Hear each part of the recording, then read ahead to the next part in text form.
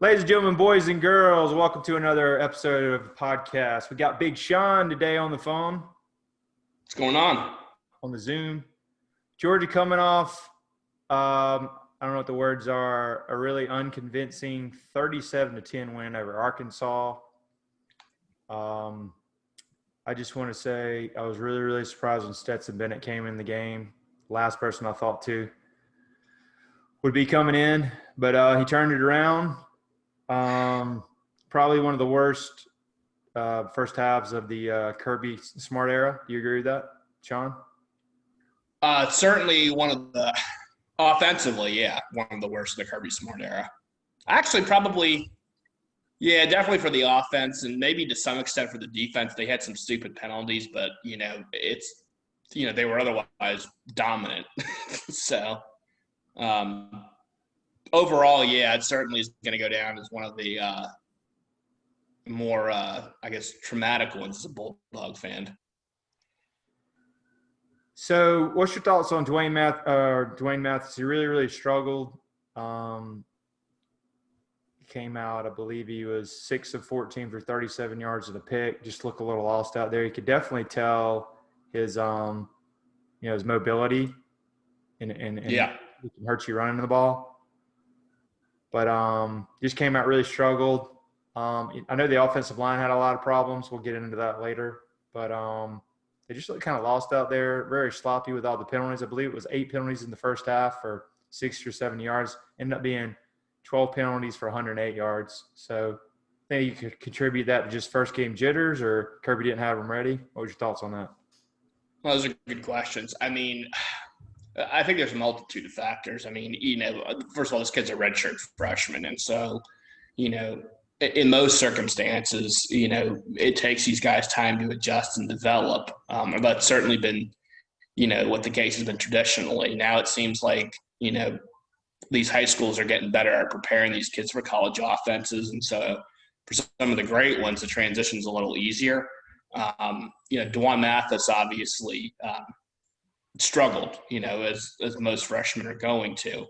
I don't think it's all on him. I think he unnecessarily gets a lot of blame. The offensive line had a lot of struggles.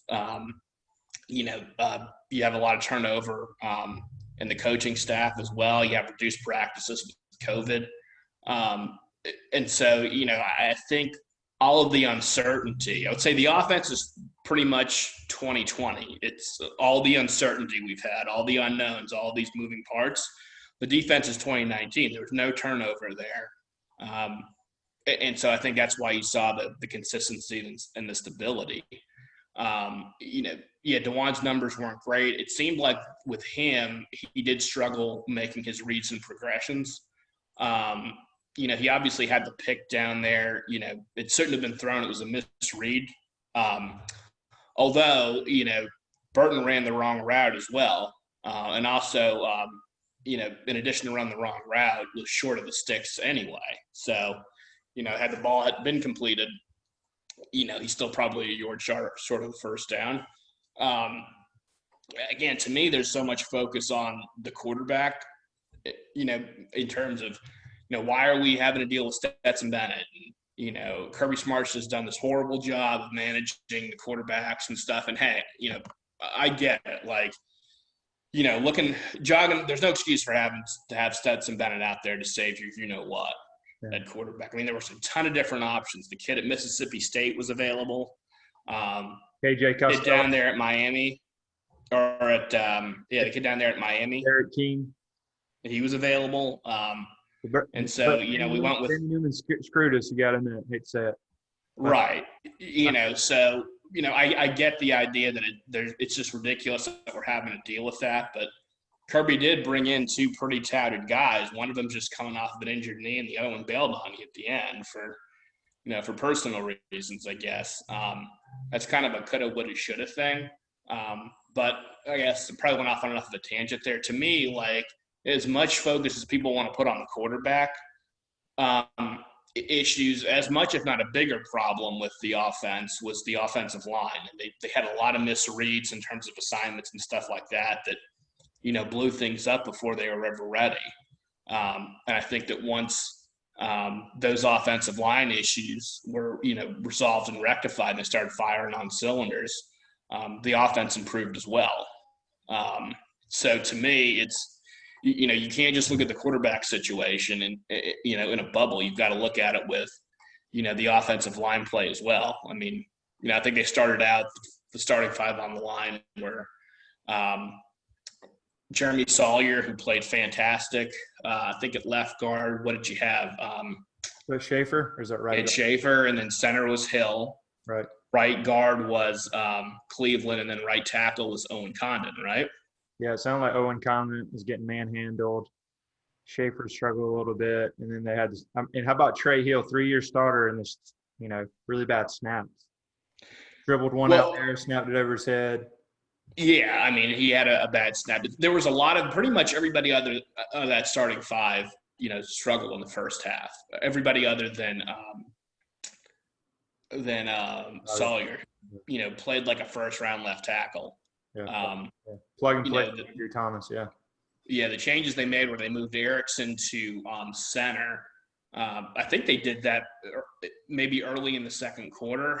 They moved Trey Hill over to guard, but interestingly enough, Trey Hill, again, because I think he's been mostly preparing to play center, he was still making a lot of missed assignments at the guard spot.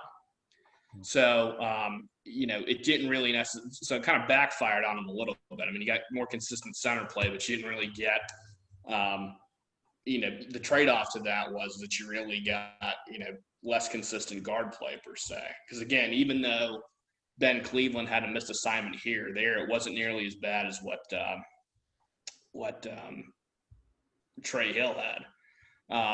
Owen Condon got moved for McClendon, Warren McClendon, and I think that kind of solidified the bookends. I think that's probably our offensive line for the foreseeable future. The big thing I think is going to be the guard play going forward. I mean, again, it looked like Trey Hill's kind of been mostly focused on playing center. Again, you've got reduced snaps, so trying to play guard and shifting, you got to really know those positions to do it well. Again, that offensive line is so intricate and so complicated. I mean, if you miss an assignment, you're screwing a play up completely. So, I mean, that's going to be kind of as much as anything going forward. You know what I mean? Yeah. Yeah, I agree with that. So back to the whole, we're sitting there 7-2, penalties, turnovers. Mathis looks lost. I remember texting you during the game. I was at a little bit of a house party, a bunch of Georgia fans. And I was like, all right, when are we gonna pull them? And you're like, no, don't pull them yet, because I think I go Daniels. Because we're thinking Daniels made the trip. Daniels is probably coming in. Carson Beck. There's 4. Out of nowhere. That's minute trots out there. And I'm like, what? They're like, former walk-on, JUCO transfer, the mailman, as they call him, 5'9", 190. I'm just like, what? But then I got to give it to the kid. Showed a lot of moxie, came out there, ran it, put the balls, in the place. Hate to say put the game on his back, but I just was still in shock. I think I'm still in shock. If you would have told me Stetson Bennett was going to even in the game, much less make the trip, but he put it on his back, and you got to give it to him.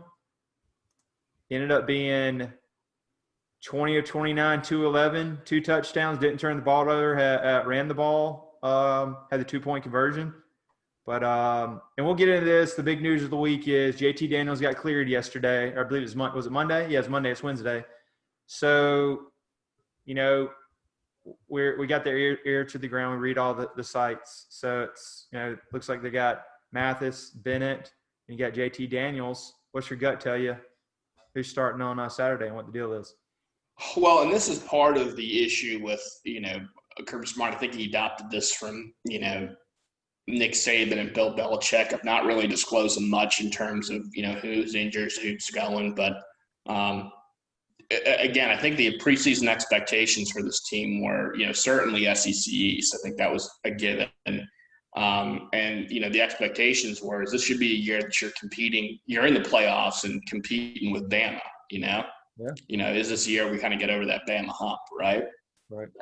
And you pretty much got – so, I mean, those are the expectations, right? I mean, you know, whether that was realistic or not, I mean, time remains to be seen, I guess. But as far as part of the problem is that there's so much that's that Kirby seems to keep withheld from the media. And the thing is, nobody really knows who's getting reps with the ones and the twos and all of this. Again, JT Daniels dressed out last week but didn't play.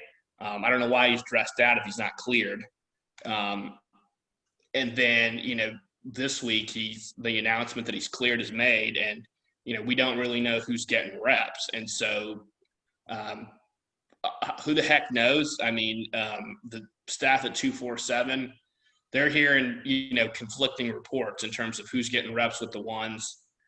Yesterday it sounded like it was mostly DeJuan Mathis and Stetson Bennett were getting them. Today it sounded like JT Daniels was getting the reps. Who really knows? But obviously, and we've hinted at it a little bit, but there's kind of this grumbling, or I think opinion delving, that Kirby's kind of screwed up the quarterback situation in Athens. I don't know if that's completely fair. I think it's fair to say he's had quarterbacks that have underperformed in his old offense, and I think that he's got a little bit of a mess on his hands this year, but that's because, of Trey Newman, kind of leaving him high and dry there at the end, and then JT Daniels maybe tweaking his knee before the start of the season and needing some additional time to get that squared away. At least that's my theory anyway. But when you don't say anything, it just leads to natural speculation that who's doing this, who's doing that. My source is telling me this. We don't know how good the sources are. And the reality is some of these sources may be being told by the coaching staff, hey, tell them one thing, tell them another thing, because you're trying to throw the Auburn off, and it kind of gives this impression that you don't know what you're doing, or that you've got a quarterback controversy or quarterback problem. And who really knows if that's the case or not? Right. Hopefully, the quarterback situation's resolved. Hopefully we win Saturday, and then JT Daniels comes through and he is who we thought he was, or I should say who we hoped he would be, and he leads us to the playoffs and hopefully more. I just don't think, Stetson Bennett is going to get you to the playoffs. I think you can probably win the East with Stetson Bennett. I don't think you can go beyond that. Just because, Stetson Bennett seems to be he's kind of the master of taking what the defense gives him. He's great. I think he was, he had a perfect completion percentage of anything inside 10 yards. And it was still pretty good of anything inside like 15 or 20 yards. But then when you got past 20 yards, he was 0 of 3. Yeah. So, at some point you're going to have to be able to stretch the field. And, if he can't do it, then you're screwed, He's definitely a short-term solution. I know, but you and I, or especially you, really think really highly of Todd Monken. So he's got definitely a decision going on his hands. We'll make our pick on who we think actually is going to start. But rest of the game, 37-10, like we said, sloppy first half, terrible. Probably the worst one, as we said, it was 7-2 at halftime. If you would have told me it was 7-2 going into halftime, Stetson Bennett, like I had this bad feeling, like, being a Georgia fan, like we were going to lose this. But it definitely came out, and we both rewatched it yesterday. It was 10-5 with 6 minutes left in the third. And then you could just tell more athletes, we kind of leaned on them, as they say. Finally, my other question is offensive line. I guess we weren't able to run the ball successfully, especially in the first half. Like Zamir White, pulled away at the end, had some good runs, but 13 carries, 71 yards, and a touchdown. James Cook, 7 for 26. I've just been disappointed in that kid. I've been hearing about him for 3 years. I mean, you had him running up in between the tackles. I know the offensive line was struggling, but I don't know. He just hasn't ever really shown much. And to me, Kenny McIntosh, I know he only had 3 carries for 6, man. That kid was blazing on the kickoff returns. And the way you said your boy Scott Cochran, he was all had Red Bull. Red Bull. It was green. I don't know. He's the fastest I've seen him. But special teams and the kicking game, to me, is what really stood out. And the defense is advertised. Jacoby Dean leading in tackles, had 3 picks. LeCount had 2. Stokes had a pick 6. And then Kyrus Jackson to me was a really good surprise at wide receiver. I'm going to start calling the guy Jake Ponzi. I'm going to call him Hot Pod or iPod. How about just J-Pod? Yeah, J-Pod's good. 2 of 2. He did shank that first one, but they called timeout. And then Camarda, I think he was like special teams player of the week or whatever. 49 yards, kicking it. These can be really good assets, especially with a tight game coming up with Auburn. But yeah, I think you hit the nail on the head. I don't think until the quarterback situation's resolved, and really the offensive line situation as well, because they're going to go hand in hand. Right.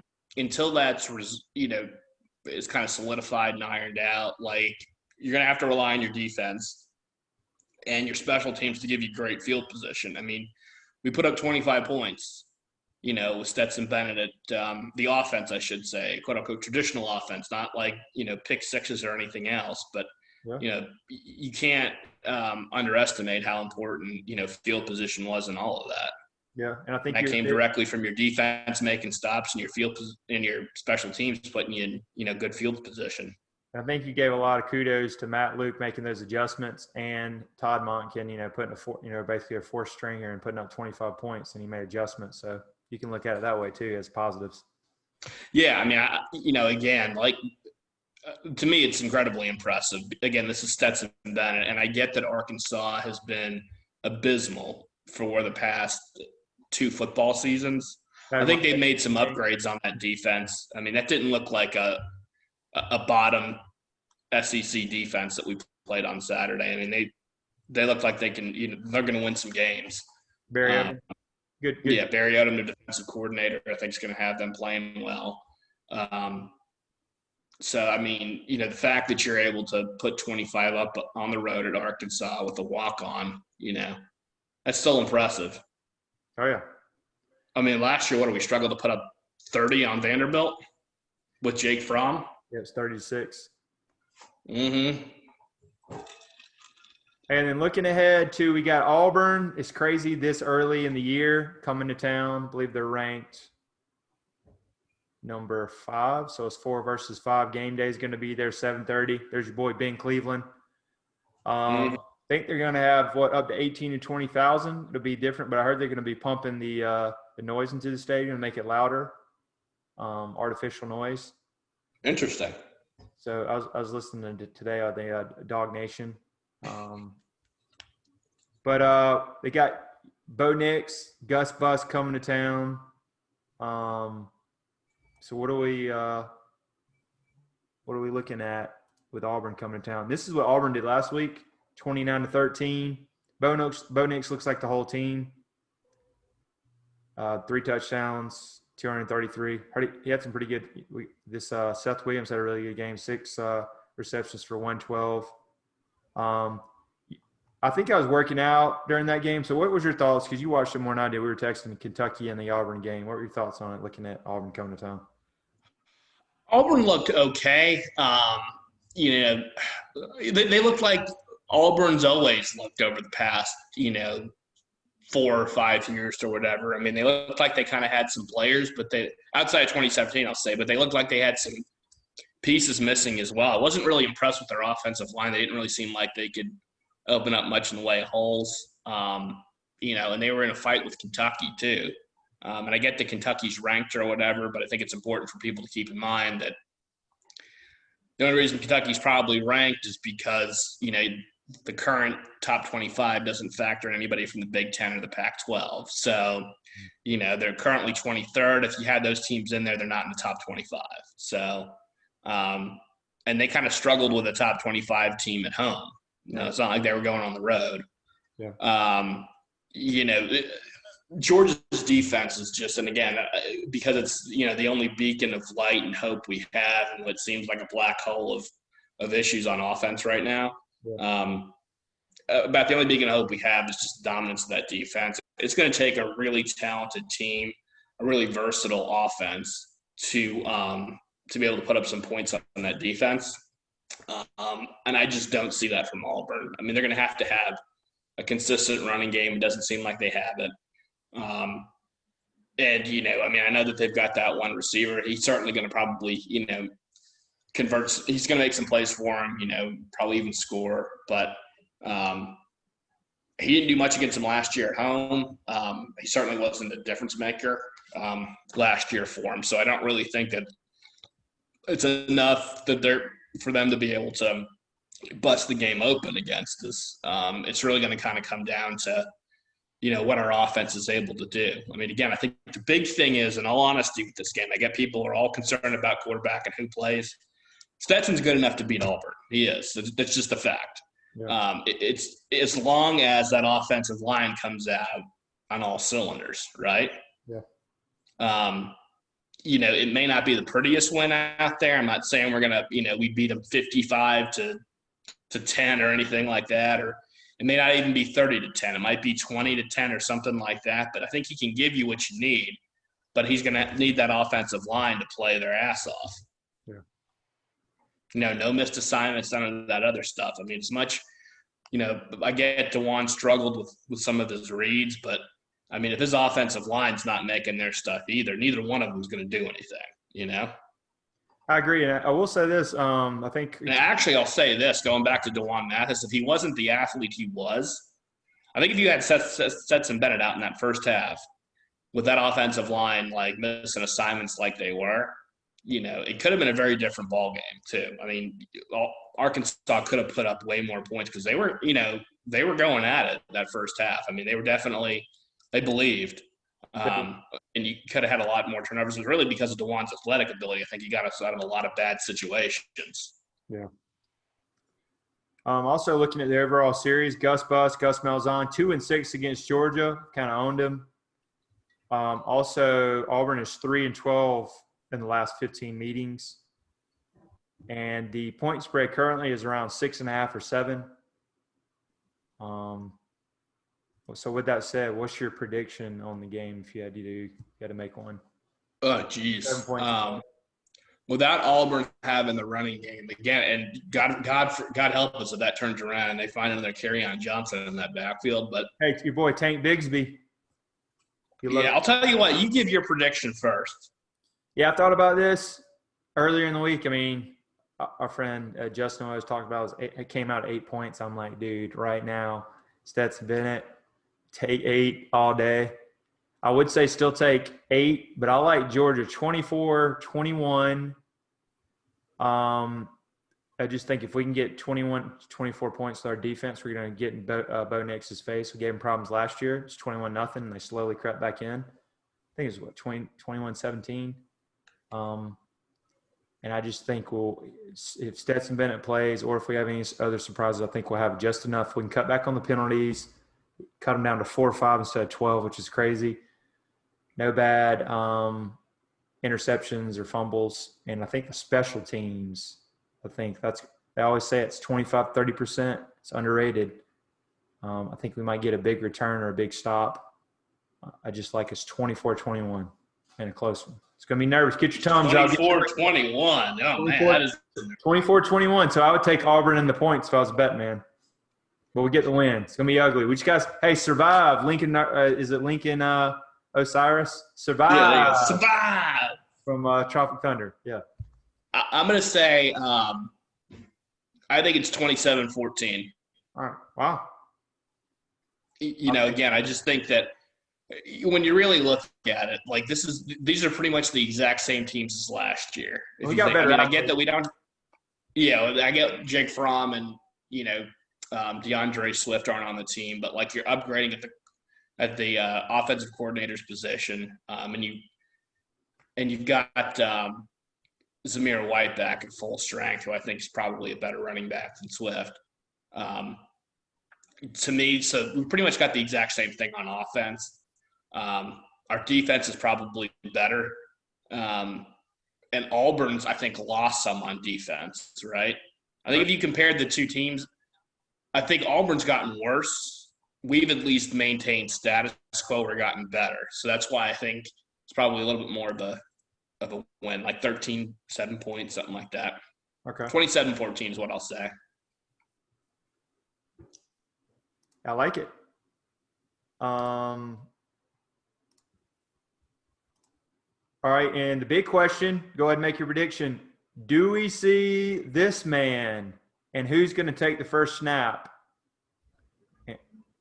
What's your opinion? Be honest. Gun in your head right now on Wednesday. Do we see this man at all, or is it all? If he's cleared, right? I mean, and that's why I think Kirby's kind of playing games. Is he doing? I don't know. If he's actually cleared and physically ready, yeah. Like I think it's crazy for people to think he's not going to play him. Do we see? How about this? Do you see Mathis at all in any capacity? I think you see Mathis if Daniels can't play. Because I think, like, you're going to need his athletic ability at some point, just with runs and stuff like that. All right, throw a scenario out here or whatever. Let's say 14-3, 17-3, Bennett's struggling, second quarter or a halftime. How bad does it have to get? Short leash for Bennett to get pulled. Oh, yeah, I mean – what could happen? I think probably similar to what you had in the first half of like last week's game, right? I mean, if he's not really, clearly if he's not effective, right? And it doesn't necessarily require turnovers or anything like that, but if he's just not able to move the damn ball, then I think they got to pull him. Okay. I like that. I like him short leash. I like him starting. I think he looked good, but I think he gives you the best unless Daniels is ready. Like I said, I'm excited about the kid too. We've been living off his highlights. And Barton Simmons is claiming – and so is Paul Feinbaum, although Paul Feinbaum's just like throwing stuff out there. They're both saying that JT Daniels is going to start Saturday. Okay. He runs out on the field with his big old leg brace. And the wind goes out of the stadium. Will that make you happy, Sean, is the question. He ran out of the field last week. Well, didn't see him. But he runs out there and he's gonna take the first snap. Yeah, I mean, I'm happy with that. It sounds like, too, that part of why they might not play him just has to do with his reps and, getting that back. Right. Okay, so you're going on record. It's going to be 27-14, and I'm going to say 24-21. So we're kind of meeting in the middle. I did get it right last week when I said 38-10, so I was pretty close. I didn't think it would. What did I say? I don't think you really gave a prediction. I think you just said it's going to be a blowout. Oh, yeah. Boy, were we wrong. Exactly.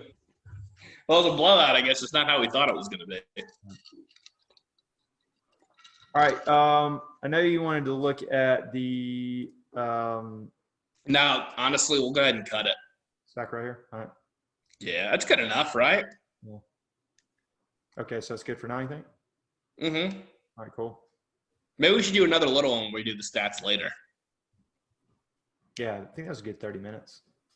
Like, look at Lou's things. Lou's are never all that long, right? Well, he'll do all different things, so Cool. Oh yeah, make sure that you rate and subscribe, please. Get up those YouTubes. We got a great guest, Brooke Austin, next week. Yep. All right, cool, man. That was good. All right, buddy.